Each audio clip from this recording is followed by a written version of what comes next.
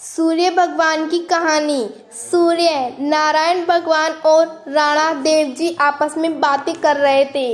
राणा देव जी पूछ रही थी कि भगवान आप सुबह सुबह कहाँ जाते हो। सूर्य भगवान ने कहा कि हम तो पूरी सृष्टि को पूरने जाते हैं और देखते हैं कि हम किसी को भूल तो नहीं गए, नगरी में कोई भी भूखा ना रहे। यह सुनकर राणा देव जी ने एक बार परीक्षा ली।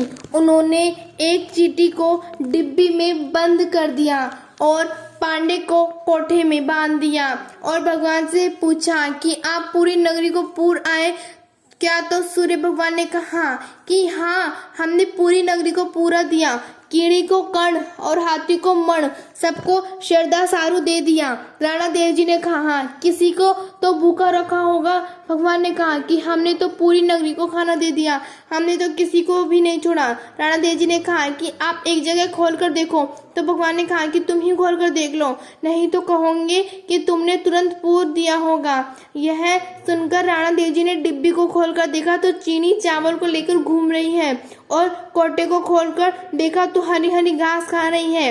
यह देखकर राणा देव जी ने भगवान से पूछा कि आपने बंद में कैसे खाना दिया। तो सूर्य भगवान ने कहा कि हम तुम्हारे मन की बात जान गए थे, इसलिए जैसे ही तुमने चींटी को बंद किया हमने तुम्हारा तिलक का चावल गिरा दिया और बाड़े की तुम्हारी बांधने से पहले ही चारा डाल दिया था।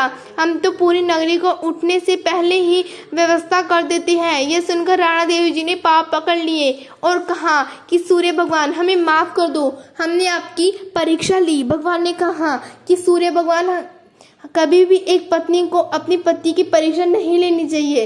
राणा देव जी ने माफी मांगी और कहा कि हे भगवान, आप पूरे संसार को सदा ही पूरते रहना। कीड़ी को कण, हाथी को मन, कभी संसार में किसी को भी भूखा मत रखना। कहता ने सुनता ने हुकारा पर तने आपने सारी परिवार की रक्षा करना।